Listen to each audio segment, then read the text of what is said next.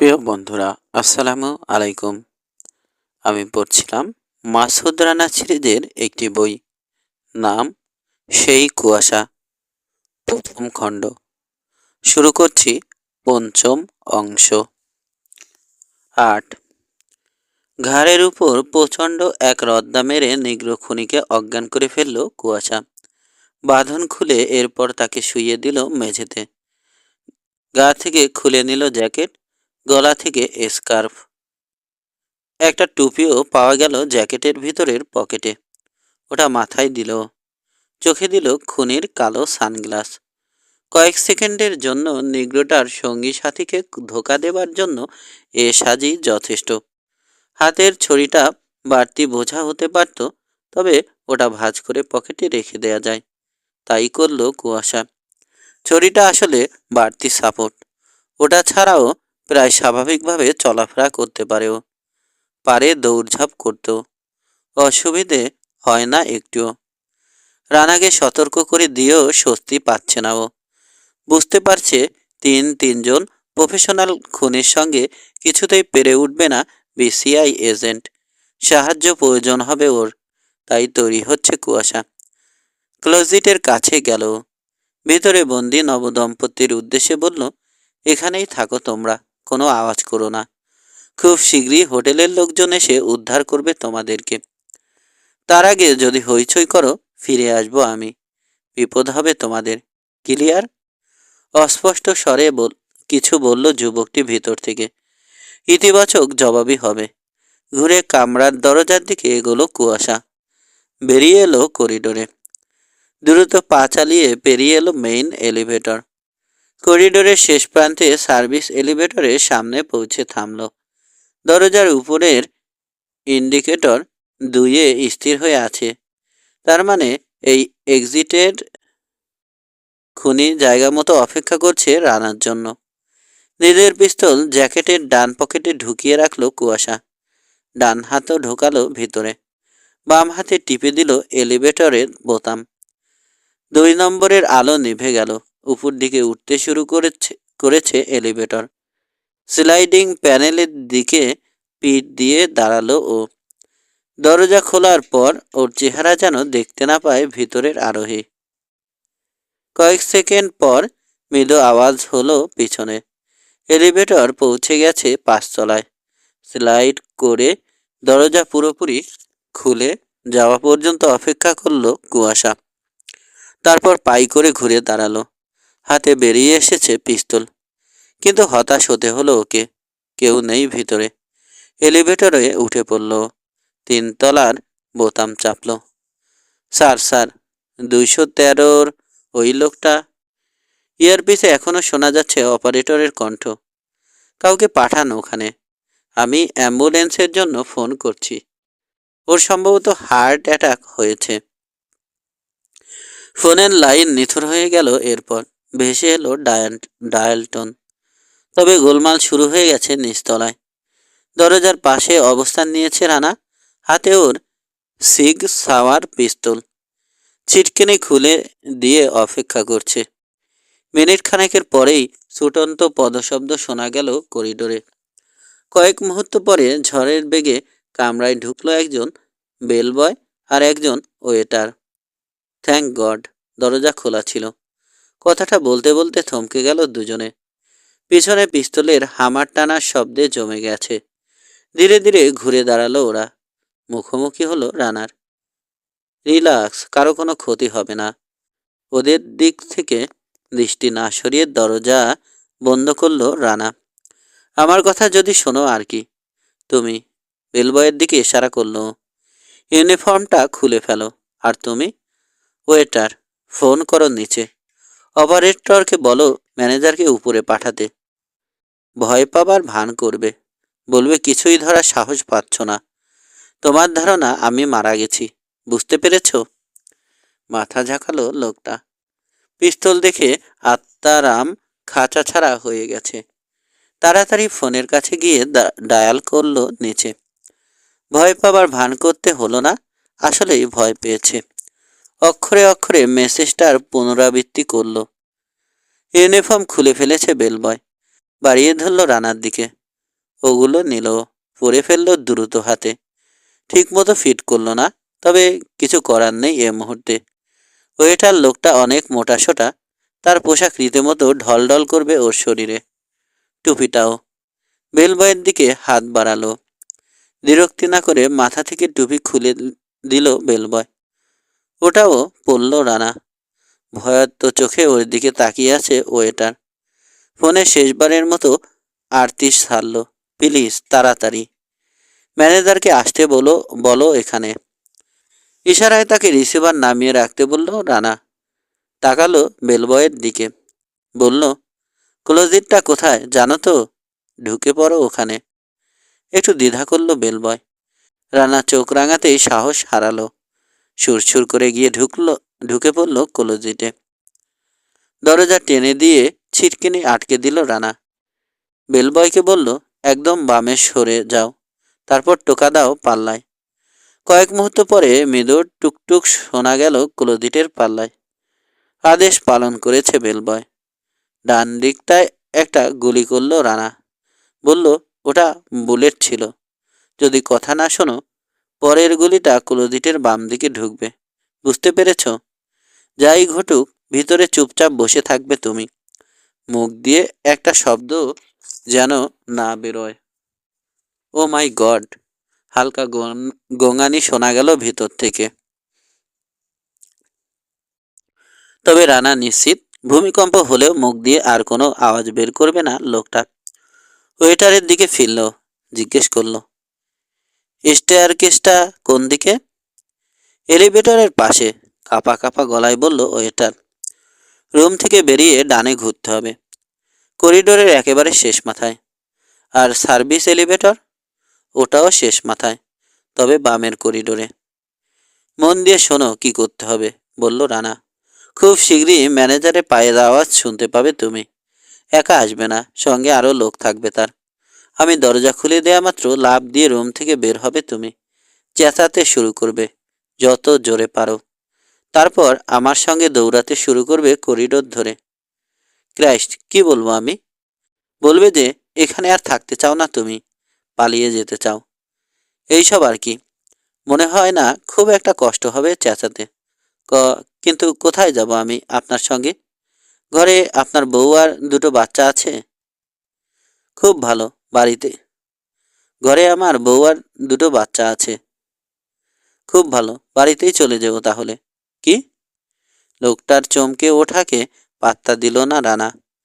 প্রশ্ন করল, লবিতে সবচেয়ে দ্রুত পৌঁছাতে যাবে কোন পথে? আমি জানি না। ভেবে দেখো।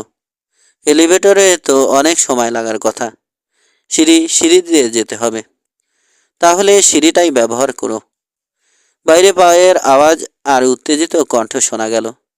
ধীরে ধীরে জোরালো হচ্ছে। পুলিশ, অ্যাম্বুলেন্স আর এমার্জেন্সি নিয়ে কথা বলছে 3 থেকে 4 জন লোক। সময় হয়েছে বলে এক ঝটকায় রুমের দরজা খুলে ফেলল রানা। ইশারা করলো ওয়েটারকে, বেরো।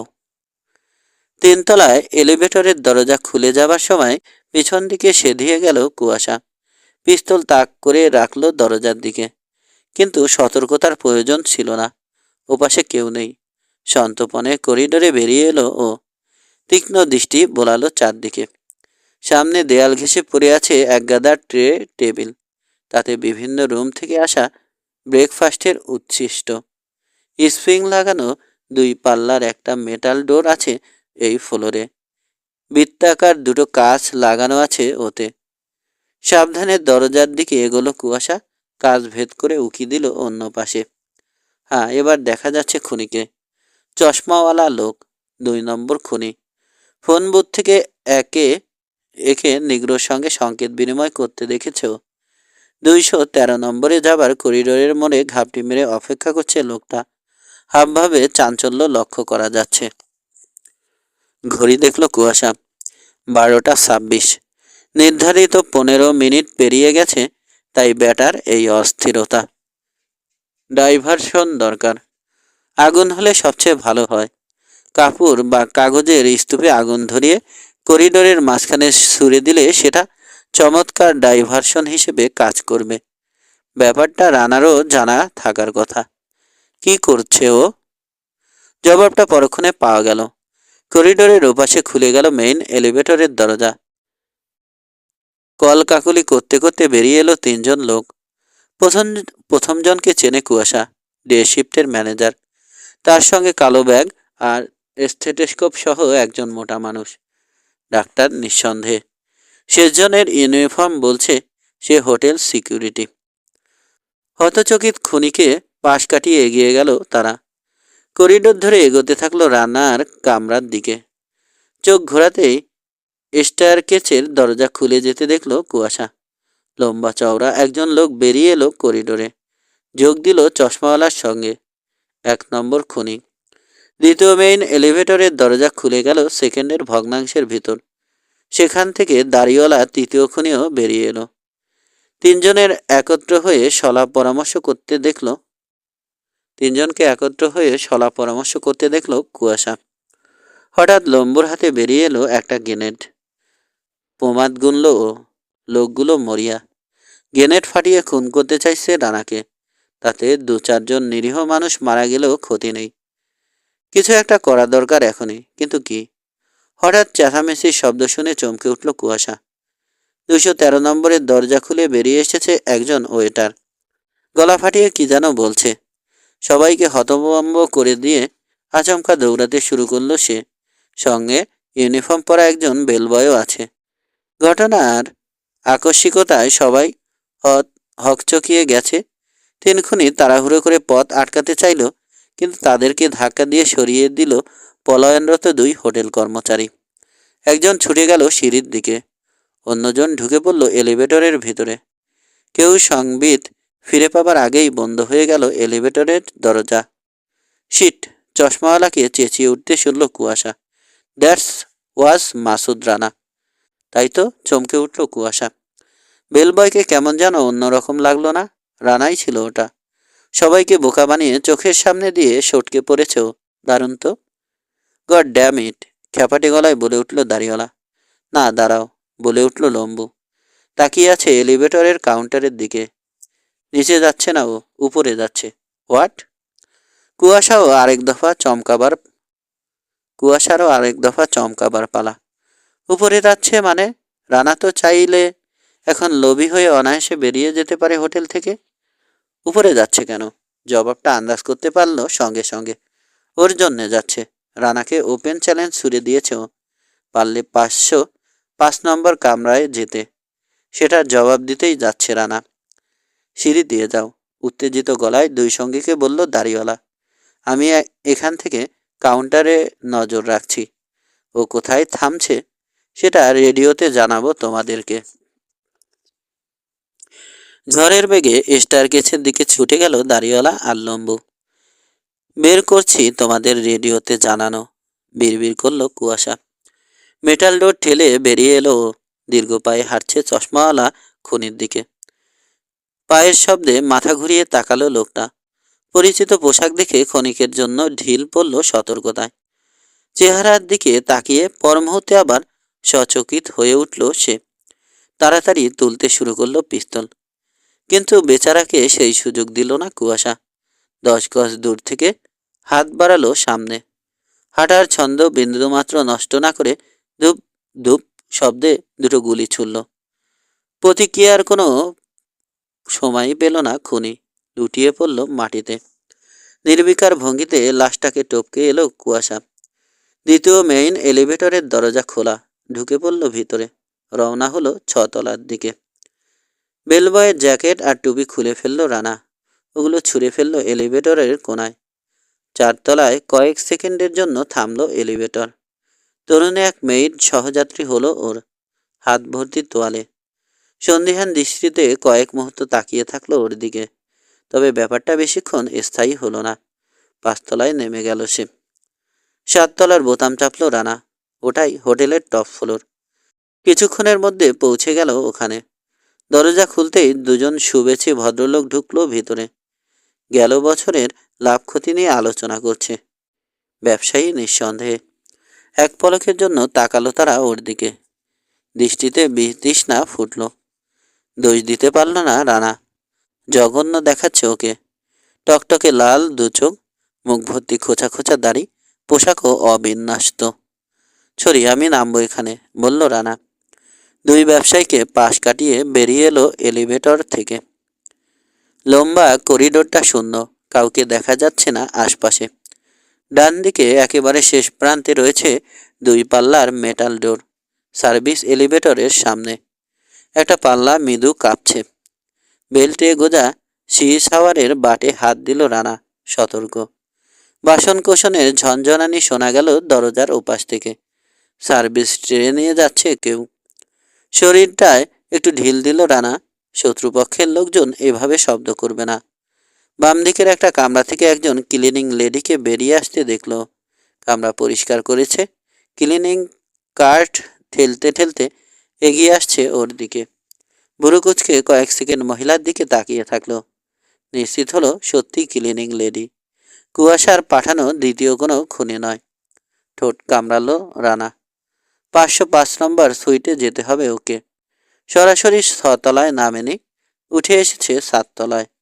সরাসরি যেন কুয়াশার ফাঁদে পা দিতে না হয়। পরবর্তী পদক্ষেপ কি হবে তা অবশ্য ঠিক করেনি এখনো। ক্লিনিং লেডিকে ব্যবহার করবে কিনা ভাবলো একবার, পর মুহূর্তে বাতিল করে দিল আইডিয়াটা। যে চেহারা স্রোত হয়েছে ওর, সাহায্য চাইতে গেলে মহিলা উল্টো সন্দেহ করে বসবে ওকে। কি করা যায় তাহলে? মেইন এলিভেটর বা সার্ভিস এলিভেটর ব্যবহার করা যাবে না। হামলার মুখে পড়লে বদ্ধ জায়গায় কোণঠাসা হয়ে পড়বে। বাকি থাকে সিঁড়ি, শেষ এবং একমাত্র পথ। সমস্যা হলো প্রতিপক্ষ আন্দাজ করবে সেটা। একটাই উপায় আছে তার উপর টেক্কা দেবার। ক্লিনিং লেডি আরেকটা কামরায় ঢুকেছে। বাইরে রয়ে গেছে তার কার্ড। ওদিকে এগিয়ে গেল রানা। কার্ড থেকে কাচের দুটো আষ্টে তুলে নিল। ওগুলো ঢুকিয়ে ফেলল পকেটে। তারপর পা বাড়ালো স্টেয়ার কেসের দিকে। সিঁড়ির ধাপ ধরে সাবধানে নামতে শুরু করলো রানা। দেয়াল ঘেঁষে নামছে। খাড়া করে রেখেছে দোকান। একটু পরেই সিঁড়ির নিচ দিক থেকে ভেসে এলো পদশব্দ। তাড়াহুড়ো করে উপর দিকে উঠে আসছে কেউ।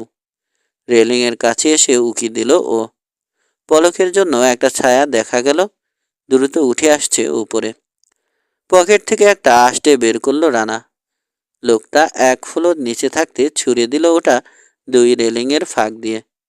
6 তলার ল্যান্ডিংয়ে কংক্রিটের উপর আছাড় খেয়ে ঝনঝন করে ভেঙে গেল ওটা। ফলাফল দেখার জন্য অপেক্ষা করলো না ও। দ্রুত নেমে এলো কয়েক ধাপ। দ্বিতীয় আষ্টেটাও ছুড়ে দিল। আবারও জোর আওয়াজ করে চৌচির হয়ে গেল ওটা। নিচ থেকে ভেসে এলো গালাগাল। ঝটপট 2 ফ্লোরের মধ্যবর্তী ল্যান্ডিংয়ে নেমে এলো রানা। দেয়াল ঘেঁষে শুয়ে পড়ল উপর হয়ে। 6 তলার ল্যান্ডিং থেকে ওকে এখন দেখা যাবে না। ও দেখতে পাচ্ছে না জায়গাটা, তবে তাতে অসুবিধা নেই। ভাঙা কাঁচই এখন ওকে সাহায্য করবে। বেশিক্ষণ অপেক্ষা করতে হলো না। একটু পরেই ভারী শ্বাস প্রশ্বাসের আওয়াজ কানে এলো ওর। তার পিছু পিছু ভেসে এলো আরেকটা আওয়াজ। আষ্টের ভাঙা টুকরোগুলোর উপর পা ফেলছে কেউ। জায়গা মতো লোকটাকে পৌঁছাতে দেবার জন্য একটু দেরি করলো। তারপরেই ঝট করে উঠে বসলো। লম্বা একটা লোক, পরনে ওভারকোট, হাতে একটা অটোমেটিক পিস্তল নিয়ে এগোচ্ছে 6 তলার স্টেয়ার কেসের দরজার দিকে। চোখের কোণে রানার নড়াচড়ার আভাস পেয়েই পাই করে ঘুরল। গুলি করার চেষ্টা করলো, কিন্তু রানা অনেক এগিয়ে আছে। একটাই গুলি করলো।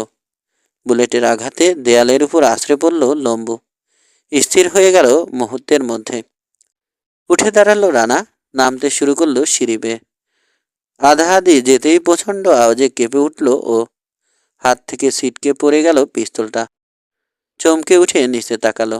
দেখতে পেল রেলিংয়ের ফাঁক দিয়ে নিচ থেকে উকি দিচ্ছে আরেকজন।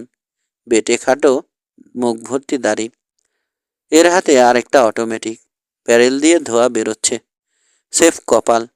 লোকটার ছোড়া গুলি রেলিংয়ে বাড়ি খেয়ে লক্ষ্যভ্রষ্ট হয়েছে। রানার শরীরের বদলে আঘাত হেনেছে হাতে ধরা সিগ সাওয়ারের গায়ে। সেকেন্ডের ভগ্নাংশের জন্য স্থির রইল রানা। তারপরেই উল্টো ঘুরে পরিমরি করে উঠতে শুরু করলো সিঁড়ি দিয়ে। পিস্তলটা উঠিয়ে আনার সুযোগ নেই। আগে খুনের নাগাল থেকে সরে যেতে হবে। পেছন পেছন ধাওয়া করে এলো দাড়িওয়ালা। পাঁচতলার ল্যান্ডিংয়ে পৌঁছেই আবার গুলি ছুড়ল। এবারও নিশানা ঠিক থাকেনি, তবে একেবারে ব্যর্থও হয়নি সে। উরুর পিছনে আঘাত লাগায় হুমড়ি খেয়ে পড়ল রানা। নাক মুখ ঠুকে গেল সিঁড়ির ধাপে। সরসর করে নেমে এলো ও কয়েক ফুট। চলৎশক্তি হারালো কিছুক্ষণের জন্য। সিঁড়ি ধরে ওর গায়ের উপর উঠে এলো খুনি। এক ঝটকায় চিৎ করল। তারপর পিস্তল তাক করলো ওর কপালের দিকে। Good bye Masud Rana. মুখে একটা হিংস্র হাসি এনে বলল লোকটা। চোখ বন্ধ করে ফেলল রানা। পরক্ষণেই ভেসে এলো গুলির আওয়াজ। কপাল এফোর ওফর হয়ে যায়নি দেখে আবার চোখ মেলল। হাসি মুছে গেছে দাড়িওয়ালা খুনির মুখ থেকে। অল্পক্ষণের জন্য স্থির হয়ে রইল, তারপর কাত হয়ে পড়ে গেল সিঁড়িতে। দৃষ্টিসীমা পরিষ্কার হয়ে যেতেই দীর্ঘদেহী একটা মূর্তিকে দেখতে পেল রানা। ছতলার ল্যান্ডিংয়ের দরজা খুলে বেরিয়ে এসেছে, হাতে উদ্ধত পিস্তল। ধোঁয়া বেরোচ্ছে ব্যারেল থেকে। কুয়াশা উঠে এলো সে রানার কাছে। জিজ্ঞেস করলো, তুমি ঠিক আছো তো রানা? আপনি আমার জীবন বাঁচিয়েছেন। ফিসফিসিয়ে বলল রানা। হ্যাঁ, হাসলো কুয়াশা। আগেই তো বলেছি তোমাকে খুন করতে আসিনি আমি। এখন বিশ্বাস হয়েছে কথাটা? মাথা ঝাঁকালো রানা। গুড, বলল কুয়াশা। এখন ওঠো, পুলিশ আসছে।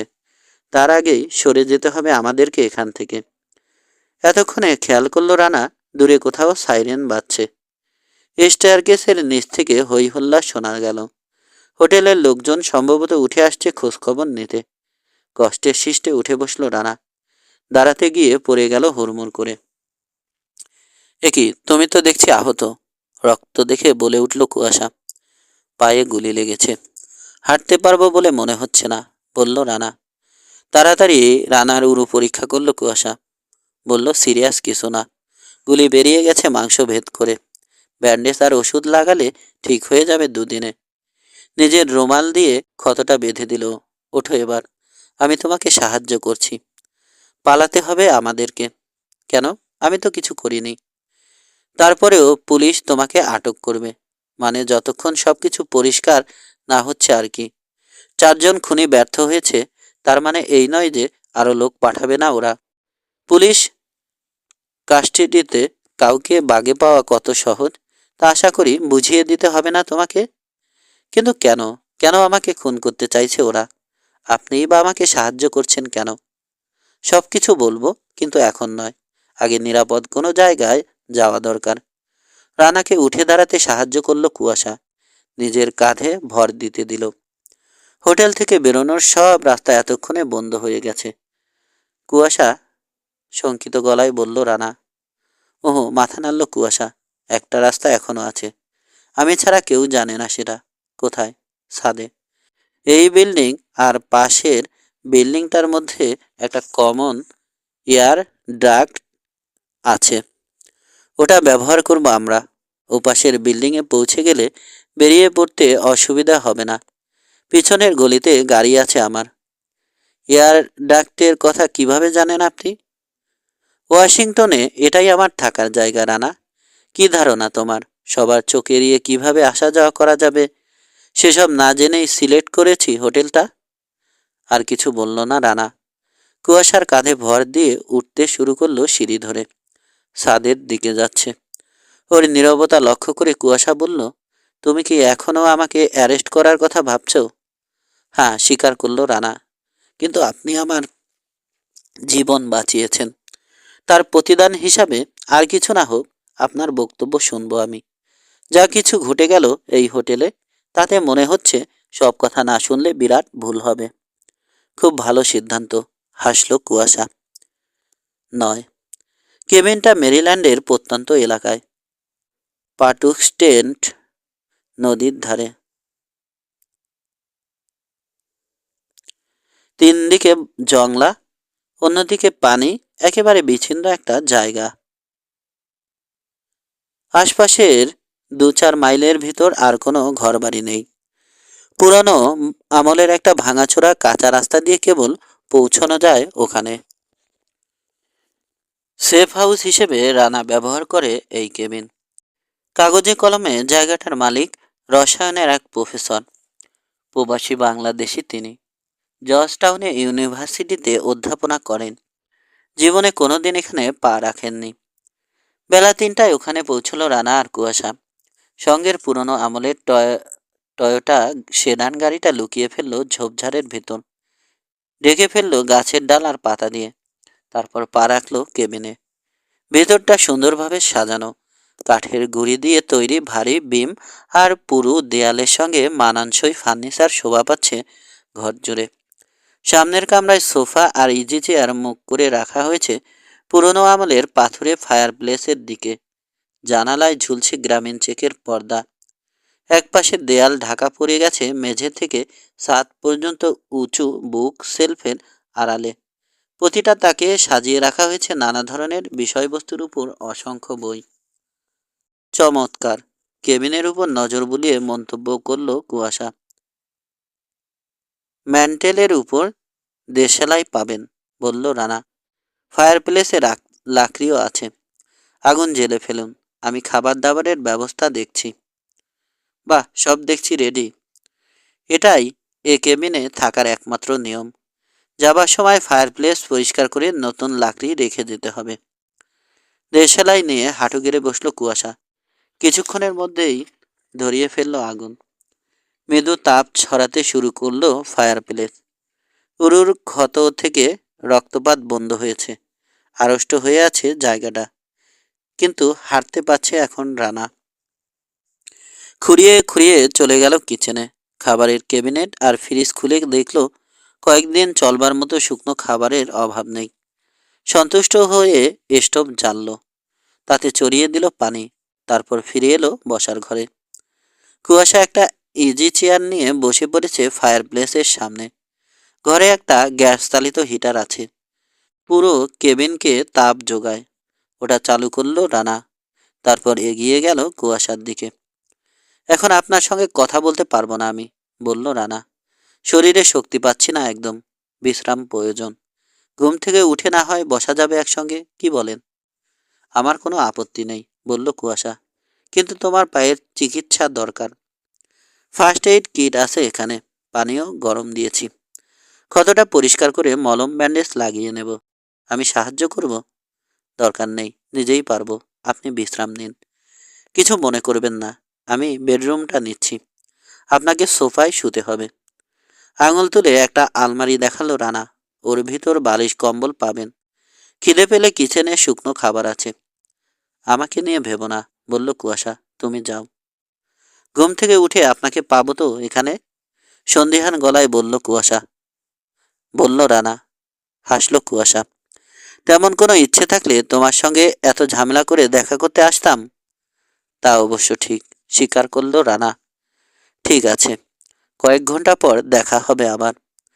গরম পানি নিয়ে বেডরুমে ঢুকলো রানা। মেডিসিন ক্যাবিনেট থেকে বের করে আনলো ফার্স্ট এইড কিট। তোয়ালে ভিজিয়ে পরিষ্কার করলো পা আর কাঁধের ক্ষত। ডিসইনফেক্টেন্ট মাখলো মাখালো। তারপর পরিষ্কার ব্যান্ডেজ বাঁধলো দু জায়গায়। এটুকুতেই ক্লান্তিতে শরীর ভেঙে পড়ার জোগাড়। ঢাকার ফোন ঢাকায় ফোন করার ইচ্ছে ছিল, কিন্তু সেটা আর হলো না।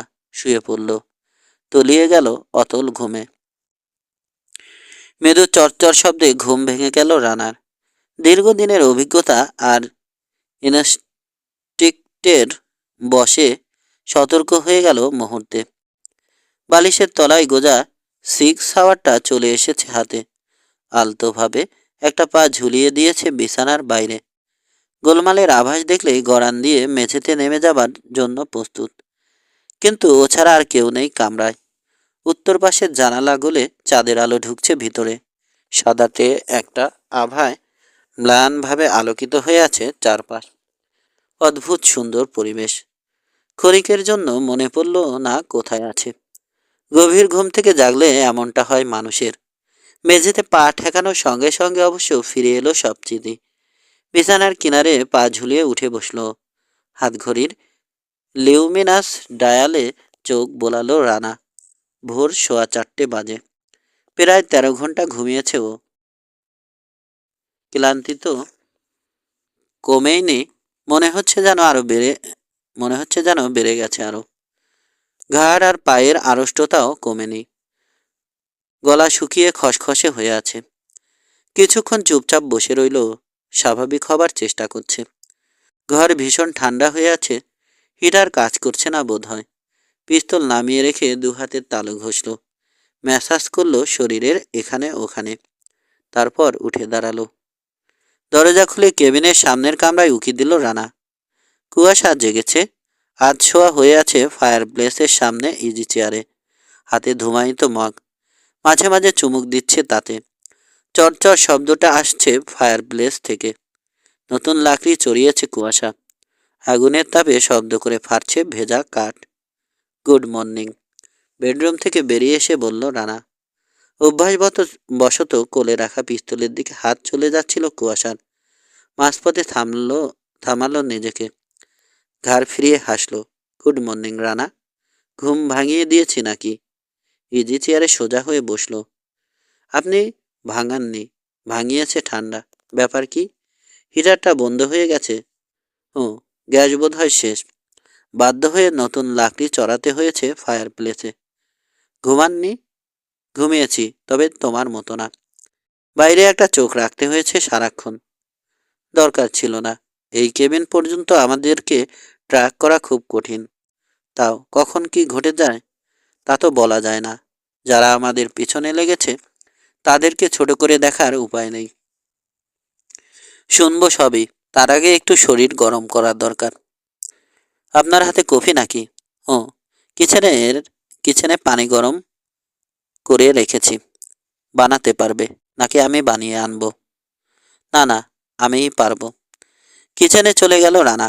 কফি নিয়ে ফিরে এলো একটু পর। কুয়াশার মুখোমুখি সোফায় বসে বলল, আপনার ব্যাপারে একটা খটকা আছে আমার কুয়াশা। সামান্য খোঁড়ানো ছাড়া বলতে গেলে একেবারে স্বাভাবিকভাবেই চলতে ফিরতে দেখছি আপনাকে। অথচ ফাইল বলে একটা পা নেই আপনার। লিম্পোপো নদীতে কুমিরের আক্রমণে নাকি হারিয়েছেন ওটা। ভুল নয় কথাটা, কুয়াশা বলল। প্লাস্টিকের তৈরি নকল পা ব্যবহার করি আমি। নকল পা দিয়ে স্বাভাবিক হাঁটাচলা বা দৌড়ানো যায় না বলে ধারণা ছিল আমার। এই পা আমার নিজের আবিষ্কার। দুনিয়ার সবচেয়ে উন্নত আর্টিফিশিয়াল লিম্ব। অল্প সময়ের জন্য এই পা দিয়ে একেবারে স্বাভাবিক চলাফেরা করা যায়। দৌড়ঝাঁপও করা যায়। ছড়িও একটা রাখি সঙ্গে। ওটা প্রয়োজন হয় দীর্ঘ সময় পায়ে ভর দিয়ে দাঁড়িয়ে থাকতে কিংবা হাঁটতে হলে। ওটা মাঝে মাঝে ডাইভারশন হিসেবেও কাজ করে। পঙ্গু লোককে সহজে সন্দেহ করে না কেউ। এ তো খুব ভালো আবিষ্কার। পঙ্গু মানুষের জীবন বদলে দিতে পারে। সারা দুনিয়ার সঙ্গে শেয়ার করছেন না কেন? কারণ আর্টিফিশিয়াল লিম্বের ম্যানুফ্যাকচারার বা মেডিকেল কোম্পানিগুলো আমার মতো ক্রিমিনালের সঙ্গে কোনো ধরনের সংস্পর্শ রাখতে রাজি নয়। টেকনোলজি নেবার মতো চুক্তি করা তো অনেক পরের কথা।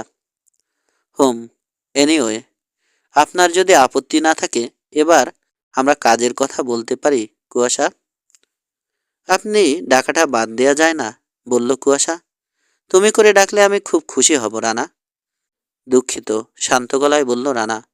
বয়সে আপনি আমার চেয়ে বড়। তাছাড়া এক ধরনের সমীহ আছে আমার আপনার প্রতি। সমীহ নয়, আমি তোমার বন্ধুত্ব চাই রানা। বন্ধু হবার মতো কিছু ঘটেনি এখনো। যত কিছু হোক, আপনি একজন অপরাধী কুয়াশা। অপরাধীর সঙ্গে বন্ধুত্ব করার ব্যাপারে আমার অনীহা আছে। আপনার মধ্যে ভালো গুণ যেটুকু আছে তা আমার সমীহ পাবার উপযুক্ত। কিন্তু বন্ধু হতে চাইলে আপনাকে অপরাধের রাস্তা থেকে সরে আসতে হবে। ন্যায় অন্যায়ের সংজ্ঞার বিষয়ে তোমার আমার ভিতরে দ্বিমত আছে। মন্দ লোকের জীবন কিংবা তাদের সম্পদ লুটেপুটে নেয়াকে অন্যায় মনে করি না আমি। ওদেরকে শাস্তি দেবার জন্য আইন আছে, আদালত আছে। আমরা কি এসব নিয়েই তর্ক করব এখন? এর চেয়ে অনেক সিরিয়াস একটা সমস্যা নিয়ে আমি তোমার কাছে এসেছি, রানা। হ্যাঁ, ও বিষয়ে কথা বলবো, বলল রানা। সিক্স আওয়ার তুলে তাক করলো কুয়াশার দিকে। তবে তার আগে আপনার পিস্তলটা আমাকে দিয়ে দিন। মানে? ভুরু কোচকালো কুয়াশা। আপনাকে আমি বিশ্বাস করি না। সব কথা শোনার পর যে সাহায্য করব এমন কোনো আশ্বাসও দিচ্ছি না। তাই পালাবার চেষ্টা করতে পারেন। এ অবস্থায় আপনাকে আমি কোনো অস্ত্র রাখতে দিতে পারি না। ধ্যাত্তেরি, তুমি এখনো ওই নিয়েই আছো? শান্ত রইল রানা।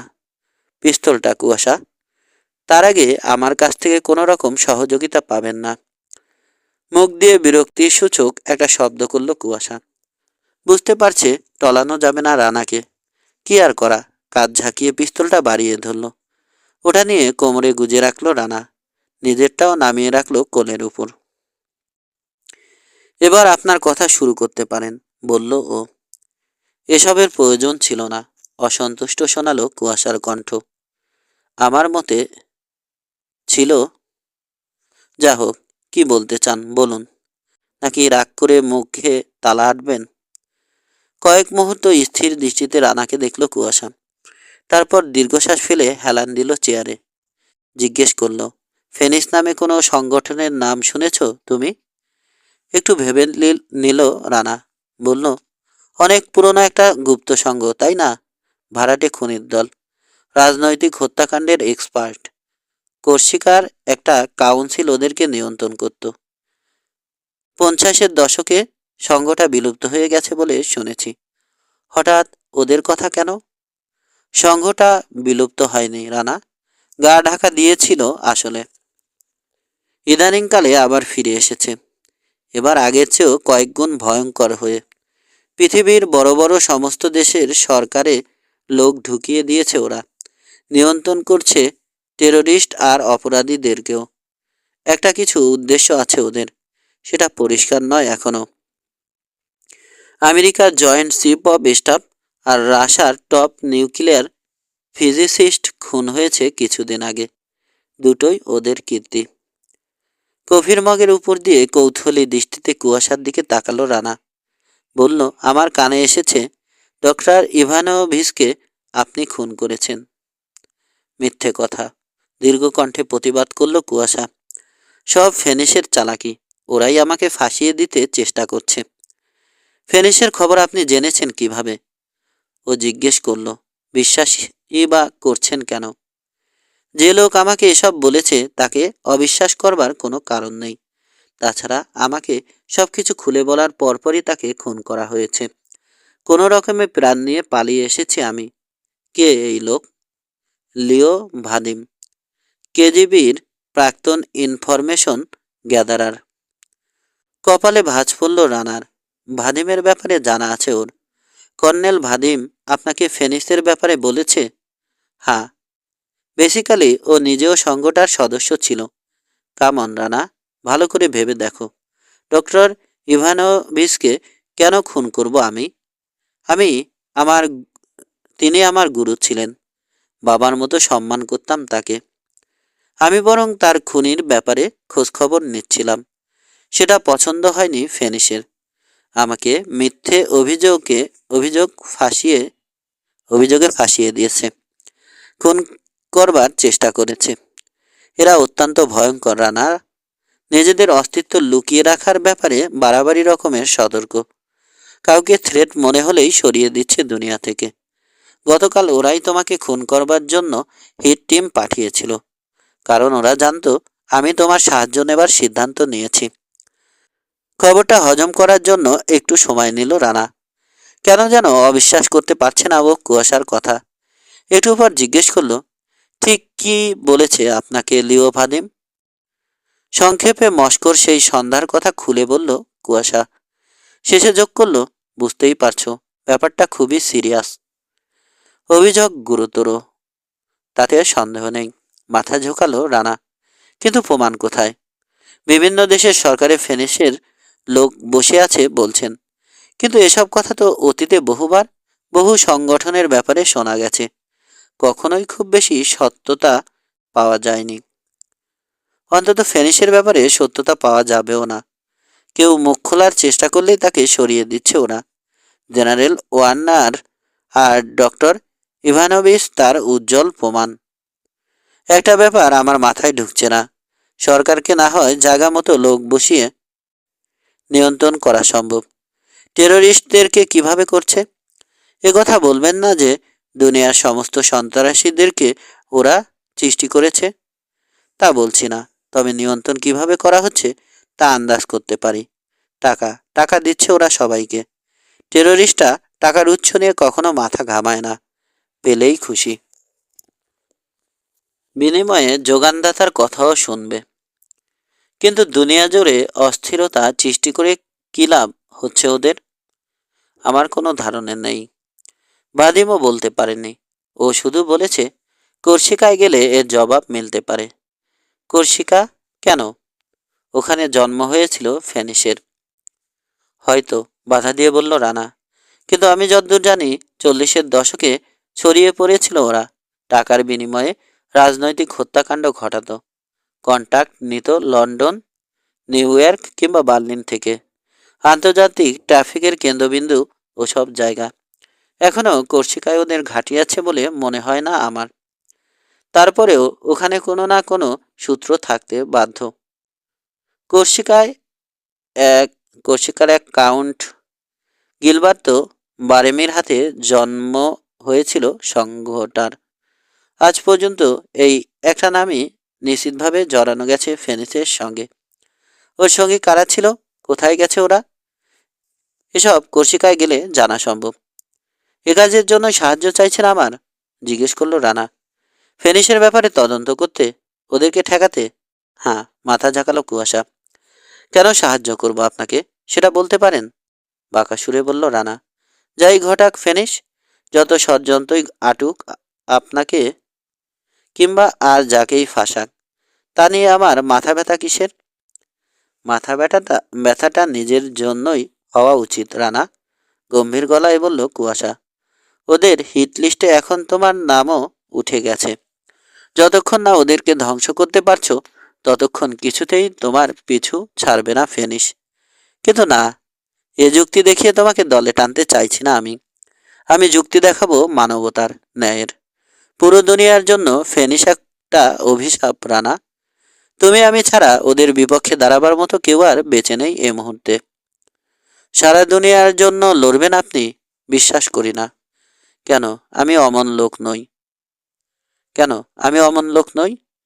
বৃহত্তর স্বার্থে কিছু করতে পারি না আমি? আগে কখনো করিনি? নাকি সেসবের রেকর্ড নেই বিসিআই এর ফাইলে?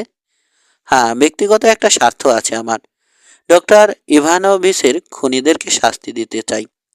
কিন্তু তার মানে এই নয় যে বাকি পৃথিবীর ব্যাপারে আমার কোনো মাথা ব্যথা নেই। কুয়াশার কণ্ঠের গভীরতা স্পষ্ট করল রানাকে। বুঝতে পারল বাগাড়ম্বর নয়, সত্যিই আন্তরিক মানুষটা। নীরব হয়ে গেল। একটু ভেবে নিয়ে বলল, ঠিক আছে, আপনার কথা বিশ্বাস করলাম আমি। কিন্তু সাহায্য করব কিনা সে ব্যাপারে এখনই কিছু বলতে পারছি না। আগে বিসিআই হেডকোয়ার্টারে বলতে হবে আমাকে, কথা বলতে হবে আমাকে। জানি, কুয়াশা বলল। ফেনিসের বিরুদ্ধে কাজ করতে হলে বিসিআই এর সাহায্য এবং অনুমতি দুটোই প্রয়োজন হবে তোমার। ওরা আমাদের পিছনে থাকলে সুবিধাও পাওয়া যাবে হয়তো।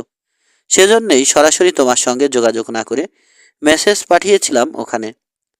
একটু অপেক্ষা করুন, বলে উঠে দাঁড়ালো রানা। প্লিজ, কোনো চালাকি নয়, আমার চোখ থাকবে আপনার উপর। পায়ে পায়ে পায়ে পিছিয়ে রুমের এক প্রান্তে চলে গেল। কুয়াশা চোবন সীমার বাইরে। পকেট থেকে বের করে আনলো নিজের সেলফোন। ডায়াল করলো বিসিআই চিফের প্রাইভেট নাম্বারে। ক্রাম্পলড লাইন ওটা, কারো পক্ষে আড়ি পাতা সম্ভব নয়। একবার মাত্র রিং হলো, তারপরেই শোনা গেল গুরুগম্ভীর কণ্ঠস্বর। ইয়েস। দিব্য চোখে রানা দেখতে পেল প্রায় অন্ধকার রুমটায় বসে আছেন মেজর জেনারেল অবসরপ্রাপ্ত রাহাত খান। চুরুটের ধোঁয়ায় ভরে আছে ঘরটা। কাঁচা পাকা ভুরুর নিচে তীক্ষ্ণ দৃষ্টিটা এত দূর থেকেও যেন অনুভব করতে পারছে ও। পুরোটাই কল্পনা, তারপরেও বুকটা কেন যেন ডিপ ডিপ করতে থাকলো। কোনো রকমে নার্ভাসনেসটা কাটিয়ে বলল, রানা স্যার, সুসংবাদ আছে। কুয়াশা এখন আমার কবজায়। ফরগেট কুয়াশা, বললেন রাহাত খান।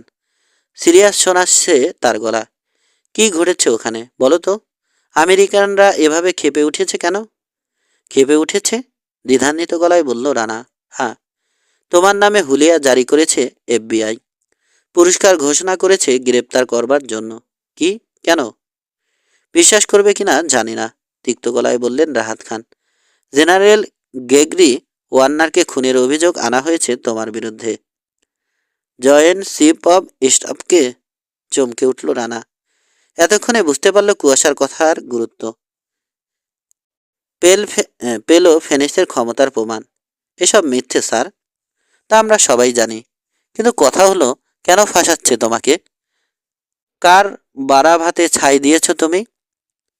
কুয়াশা যে ব্যাপারে আমার সাহায্য চাইছে তার সঙ্গে এর সম্পর্ক আছে স্যার। ফেনিসের বিষয়ে সবকিছু খুলে বলল রানা। হুম। রানা কথা শেষ হলে বললেন রাহাত খান, ব্যাপারটা সত্য বলেই মনে হচ্ছে। আমেরিকান আর রাশিয়ান সরকারের বড় বড় পদে ফেনিসের লোক আছে, নইলে তোমাকে বা কুয়াশাকে কিছুতেই ফাঁসাতে পারত না, তাও আবার একই কায়দায়।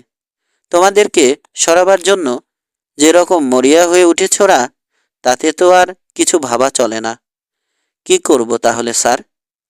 অফিসিয়ালি এ মুহূর্তে তোমাকে কোনো অ্যাসাইনমেন্ট দিতে পারি না আমি, কিন্তু নিজেকে নির্দোষ প্রমাণের জন্য যে কোনো পদক্ষেপ নেবার অধিকার তোমার আছে।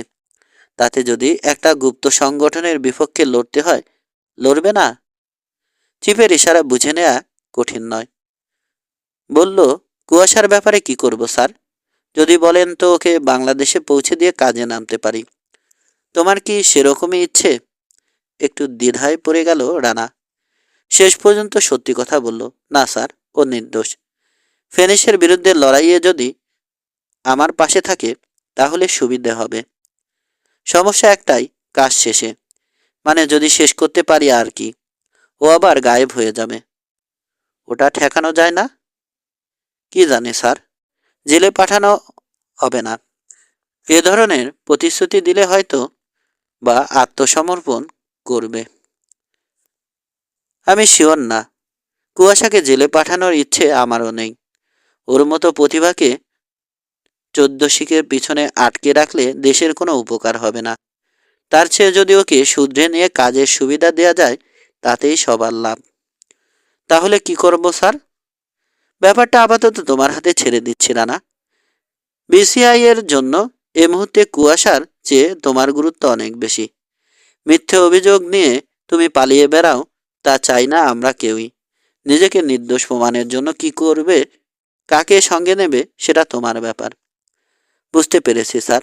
আর হ্যাঁ, ফেনিসের খবর নেওয়ার জন্য এখনই কর্সিকায় যাবার দরকার আছে বলে মনে হয় না।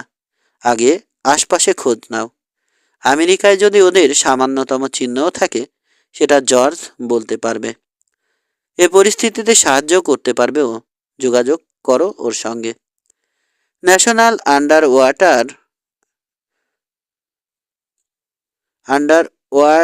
World and marine national under water and marine এজেন্সির চিফ অ্যাডমিরাল জর্জ হ্যামিল্টনের কথা বলছেন রাহাত খান। বুঝতে পারল রানা। জবাব দিল, ঠিক আছে স্যার, সাবধানে থেকো। MR9, বললেন রাহাত খান। শুভকামনা রইল। কথা শেষ করে ফিরে এলো রানা। তোমার চেহারা দেখে মনে হচ্ছে সুসংবাদ আছে, হালকা গলায় মন্তব্য করল কুয়াশা। সুসংবাদ দুঃসংবাদ দুটোই, বলল রানা। FBI আমার নামে জেনারেল ওয়ার্নারের খুনি হিসেবে হুলিয়া জারি করেছে। আর উপায় নেই, ষড়যন্ত্রটার পিছনে কারা জড়িত তা বের করতে হবে আমাকে। তাই আপনাকে সাহায্য করব আমি, কিন্তু এক শর্তে।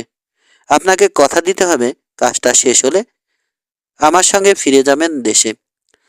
আপনি একজন প্রতিভাবান বিজ্ঞানী কুয়াশা, বাংলাদেশের জন্য অমূল্য এক সম্পদ। অন্যায়ের পথে ছোটাছুটি করে নিজেকে অপচয় করা মানায় না আপনাকে। চিফের সঙ্গে কথা হয়েছে আমার। আপনি যদি নিজেকে শুধরে নেন, তাহলে গবেষণার জন্য সব ধরনের সাহায্য করব আমরা। আপনার সমস্ত ক্রিমিনাল রেকর্ড মুছে ফেলা হবে। বিসিআই এর তত্ত্বাবধানে গবেষণা করবেন আপনি। যত ফান্ড লাগে আমরা তা ম্যানেজ করে দেব। রাজি আছেন? লোভনীয় প্রস্তাব, স্বীকার করল কুয়াশা। কিন্তু তোমরা যে কথা রাখবে তার গ্যারান্টি কি? আমার উপরে বিশ্বাস রাখতে হবে আপনাকে। একই কথা খাটে আমার বেলাতেও। আপনার মুখের কথায় আস্থা রাখতে হবে আমাকে। ভদ্রলোকের চুক্তি হবে আমাদের মধ্যে। Word of honour. মাথা নিচু করে একটু ভাবল কুয়াশা। তারপর বলল, ঠিক আছে, আমি রাজি। তবে ছোট্ট একটা শর্ত আমারও আছে। গবেষণা আমি নিজের ইচ্ছে অনুসারে করব। কোনো ধরনের তদারকি বা আদেশ নির্দেশ দেয়া যাবে না। অন্যায় কোনো আবদার না করলে বাধা পাবেন না। যেমন মানুষকে গিনিপিগ বানানোর কথা বলছি, ওসব চলবে না।